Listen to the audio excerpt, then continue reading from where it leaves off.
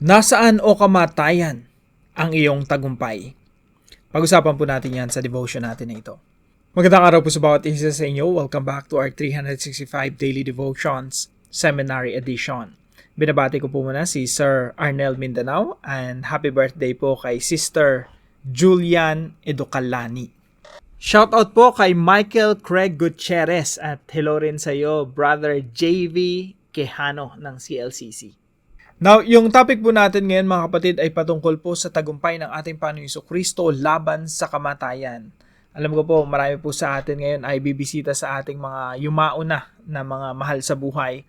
At maganda po at nararapat din lang na pagbulay-bulayan natin, i-meditate natin yung mga importanteng bagay patungkol sa kamatayan. So, victory over death. Victory over death is the triumphant truth that through death and resurrection of Jesus Christ, the final enemy, death itself, has been defeated. Death once reigned through sin, but Christ broke its power by rising from the grave. His resurrection is both the proof of our forgiveness and the pledge of our future immortality. For those united with Christ, death is no longer a fearful end, but a glorious beginning, a doorway into eternal life with Him who said, I am the resurrection and the life. Sabi po ni Apostol Pablo sa mga taga-Korinto, ito po ay hango po sa 1 Corinthians chapter 15 verse 55. Isang mahabang talakayan po ito patungkol sa resurrection ng ating Panginoong Jesucristo. Pag sinabi po nating resurrection, ito po ay patungkol sa muling pagkabuhay ng ating Panginoong Jesucristo. Dahil si Jesus ay nabuhay mag-uli, nangangahulugan lang mga kapatid na tayo, mga nananampalataya sa Panginoong Jesucristo, ay merong pag-asa. Pag-asa na hindi lang hanggang dito sa mundo, kundi maging sa kabilang buhay. Bakit po? Kasi merong resurrection, merong muling pagkabuhay. At dito po sa verse 55, sabi ni Apostol Pablo, ito po ay quotation marahil sa isang awit or kung anumang sinulat ng mga Kristiyano noong unang panahon. At sabi po rito, where, O death, is your victory? Where, O death, is your sting? Possible po na hymnal po ito, no? Na kinakanta ng mga sinaunang Kristiyano, alinsunod sa katotohanan na ang ating Panginoong Jesucristo ay muling nabuhay. Dahil ang ating Panginoong Jesucristo ay muling nabuhay, ang kamatayan ay wala ng kapangyarihan. Hindi na tayo kayang i-hold ng kamatayan doon sa ating libingan. Sapagkat yung kamatayan walang kapangyarihan laban sa atin, tayo ay muling mabubuhay. At ang bubuhay sa atin ay walang iba kundi ang ating Diyos. So sabi dito, O kamatayan, nasaan ang iyong pagtatagumpay? O kamatayan, nasaan ang iyong tibo o kamandag? Ito po ang ilan sa mga katuruan natin ngayong araw. Death has been swallowed up in victory. Basahin nga po natin yung kabuuan po, no? Sabi po rito sa 1 Corinthians chapter 15 verse 54. Death has been swallowed up in victory. Ang kamatayan ay nilamon sa pagtatagumpay. Isipin niyo po mabuti, no? Yung kamatayan, yan yung pinakakinakatakutan nating lahat. I know, lahat po tayo merong takot sa kamatayan. Lahat po tayo nangangamba paano pag namatay yung mga mahal natin sa buhay. Paano pag tayo namatay? Parang yan na yung greatest fear natin eh. Pero dito sa verse na ito, makikita natin yung kamatayan mismo nilamon ng tagumpay ni Kristo. Kaya tayo mga kapatid, wala na tayong dapat ikatakot. Kahit kamatayan, hindi natin dapat ikatakot. Walang anumang sakit o aksidente o sakuna na dapat nating ikatakot. Kasi lahat ng yan, kahit mauwian sa kamatayan, ang ating Panginoong Jesucristo muling nabuhay, tayo rin ay muling mabubuhay. At ang kamatayan mismo ay nilamon na ng tagumpay ni Kristo. Very powerful po yung word na ginamit dito, swallowed up, nilunok lang. Nilamon lang ng tagumpay ng ating Panginoong Jesucristo yung kamatayan. So there's nothing to be afraid of. Mga kapatid, alam ko marami sa atin merong mga anxiety, merong karamdaman. Marahil meron sa atin, meron ditong stage 3, stage 4 cancer, or meron sa atin dito nangangamba kasi merong malubhang karamdaman, di maipaliwanag. Mga kapatid, yung kamatayan mismo, tinalo na ng ating Panginoong Jesucristo. There's nothing to be afraid of. Death has been swallowed up in victory.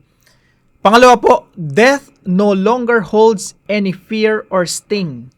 Yung kamatayan po mga kapatid, wala nang pwedeng gawin sa atin na ikababahala natin. Wala nang kamandag. Sabi po rito, where, O death, is your sting? Asan yung kamandag mo? Kung isipin po natin mabuti, no? Pag nakakita ka ng ahas, yung cobra, Philippine cobra, makamandag yun, sobrang makamandag nun. Pero pag naunawaan mo na wala nang ngipin yon at wala na yung kamandag niya, hindi ka na rin matatakot eh. Dati po, pag nagsiswimming ako sa dagat, alam niyo po yung walo-walo, yung stripe na, pula. Yung sometimes may pula nun eh. Pero mostly mga puti, tsaka itim na stripe na ahas, no? Ahas dagat. Napakadaming beses ko nakakita nung ganun. Sobrang takot talaga ako. Kasi, one of the deadliest snakes in the world. Pero nung naunawaan ko na yung mga walo-walo na yun, mga ahas dagat na yun, hindi ka naman pala kayang tuklawin. Kasi nga, sobrang liit nung bibig nila. Hindi kayang tuklawin yung mga maliliit lang na parte, yung siguro sa tenga, or sa mga ganito ng daliri. Kapag mamamatay ka talaga, no? Pero yung mga dito sa surface, hindi ka naman matutuklaw ng mga ganong ahas. So, nung naunawaan ko kahit malapitan, nasa ilalim ako ng dagat, okay lang sa akin, it doesn't matter, no? Kasi alam kong walang kakayanan yun na patayin ako o gawan ako ng masama. So, ganun din po yung death, mga kapatid. Walang power yung death. Wala ng pangil. Wala ng sting. Wala ng kamandag. Na kahit mamatay ka, andyan na si Jesus eh. Nangako na tayo bubuhayin mag-uli. We just have to believe in the Lord Jesus Christ. He is the resurrection and the life. And if you believe in Jesus that He is the resurrection and the life, kahit mamatay ka, you will live. According to John chapter 11, sabi ng Panginoon Jesucristo, if you believe in me, you will live even though you die. Pangatlo po, death marks the beginning of a new life.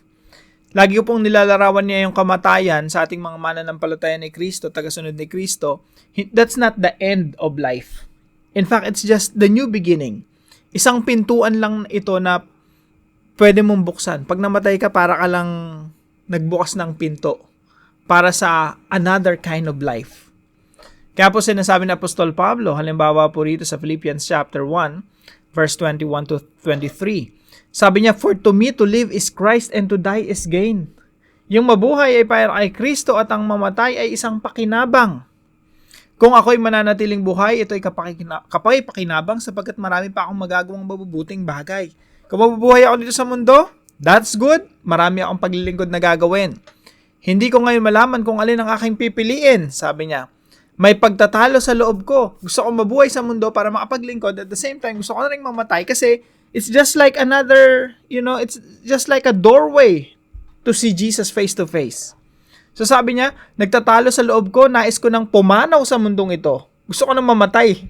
Something interesting, every time na nababasa ko to, na ma-mind blown ako, na merong isang tao na gusto nang mamatay. Sabi rito, gusto ko nang pumanaw sa mundong ito upang makapiling si Kristo, sapagkat ito ang lalong mabuti. Mas lalo daw mabuti ang mamatay at makapiling si Kristo. So, pag tama po yung perspective natin, mga kapatid, there's nothing to be afraid of. Si Apostol Pablo nga, excited pa sa kamatayan. Death marks the beginning of a new life. It's just a doorway to another kind of life. Makikita na natin ang Panginoon Jesucristo face to face. Kaya po mga kapatid, bilang mga application po, no, hindi ko alam kung nasan tayo ngayon. Marahil yung iba sa atin ay nasa probinsya or nagsiuwian sa kanya-kanya mga ancestral house or hindi ko alam kung nasan tayo ngayon, dadalo sa mga puntod. Maganda po na pag-isipan natin ito mabuti, no? Death has no power over you. If you're a believer, you're a follower of the Lord Jesus Christ, death has no power over you. Walang kapangyarihan sa iyong kamatayan and there's nothing to be afraid of. Application number 1. Face death with faith and courage. Kaya lang nating harapin ang kamatayan kung mayroon tayong pananampalataya sa Panginoong Jesucristo. At dahil tayo nananampalataya sa Panginoong Jesucristo, magkakaroon tayo ng tapang na harapin ang kamatayan, ng aksidente, sakuna, kahit maging quadriplegic tayo, kahit mabaldado tayo, kayang-kaya nating harapin yon because of faith and courage. Faith in Jesus Christ. At mula sa ating pananampalataya sa Panginoong Jesucristo, dadaloy ang katapangan. We can face the future if we have faith in Jesus Christ. Number 2 po, free yourself from fear and anxiety. Huwag na po tayong mangamba, mabalisa, sa takot, ano mangyayari sa atin. Sabi nga natin Panginoong Jesucristo, hindi naman natin kayang dagdagan yung ating buhay natin kahit isang oras, kahit isang segundo, kahit isang araw. Wala tayong pwedeng idagdag sa buhay natin. Pag yan, oras mo na, no? Kaya, ba't ka pa matatakot? Bakit ka pa mangangamba? Free yourself from fear and anxiety. Sabi nga po rito sa Hebrews chapter 2 verse 14 and 15. And free those who all their lives were held in slavery by their fear of death. Ang ating Panginoong Jesucristo ay naparito upang palayain yung mga taong nabubuhay sa takot sa kamatayan. Nung nabasa ko to, nawala talaga yung takot ko sa kamatayan eh. Na si Jesus, ito yung ginawa niya. Jesus killed death in order to free me from my fear of death. So sa akin parang okay na. Kahit kailan ako mamatay, it doesn't matter. Alam ko pinalaya na ako ng Panginoon sa takot sa kamatayan. Free yourself from fear and anxiety. And number 3 po, focus on the power of Christ resurrection. Mag-focus po tayo doon sa resurrected Christ. Meron pong resurrection. Pag binasa niyo po yung 1 Corinthians chapter 15, isang buong chapter po yan, tinutukoy lang po niyan talaga ay resurrection. Dahil ang Panginoong Jesucristo ay muling nabuhay mula sa mga patay, tayo na nananampalataya kay Kristo ay muli ring mabubuhay. Kaya po mga kapatid, yung buhay natin, hindi lang yan pandito sa mundo. Meron pang eternal life. At yung kamatayan, it's just a doorway to eternal life. So focus on the power of Christ's resurrection. Because Jesus resurrected from the dead, He rose again. There is hope beyond the grave. Yung iba po, ang pag-asa lang ang pag-asa lang nila ay nandito lang sa mundong ito. Paano pag namatay ka na? Paano pag nandun ka na sa libingan? Pero kay Kristo, there is hope beyond the grave. Kaya tayo ng mga Kristiyano, tayo na dapat yung mga pinakamatatapang sa mundo. Yung walang takot, hindi nangangamba sa mga ganitong bagay, no? Aksidente, kamatayan, sakit, o ano pa man. Because in Christ Jesus, we are safe. In Christ Jesus, we are conqueror. In Christ Jesus, we have security. We have eternal security. In Christ Jesus, death cannot defeat us. Death has no power over us. So para po sa ating discussion, are you still afraid of death? Takot ka pa rin ba sa kamatayan? Why or why not? Pag-usapan po natin yan sa ating mga discussion groups. Tayo po'y manalangin. Heavenly Father, thank you for giving us victory over death through our Lord Jesus Christ. Because He rose from the grave, I have hope beyond the grave. Lord Jesus, remove all fear from my heart and help me to live each day in the power of your resurrection. When sorrow and loss surround me, remind me that death has lost its sting and that eternal life awaits all who believe in you. Fill me with joy and confidence until the day I see you face to face. In the victorious name of Jesus, I pray.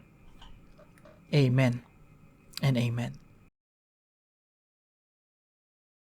Maraming salamat po sa partner natin para sa devotion natin na ito, si Brother Josefino. Pagpalain ka ng ating Panginoon, kapatid. Now, kung kayo po may natutunan sa devotion natin na ito, ipalam nyo lang po sa comment section right below this video. And please don't forget to share this devotion to your family and friends. Pagpalain po kayo ng ating Panginoon mga kapatid at mag-ingat po tayo sa ating mga lakad, especially today. No? At samain niyo ang Panginoon, samahan kayo at ang Diyos ang magbigay sa inyo ng kaaliwan habang minimeditate natin yung tagumpay ng ating Panginoong Jesucristo laban sa kamatayan. Magandang umaga po sa bawat isa sa inyo. See you po tomorrow 5 a.m. dito sa ating Daily Devotions.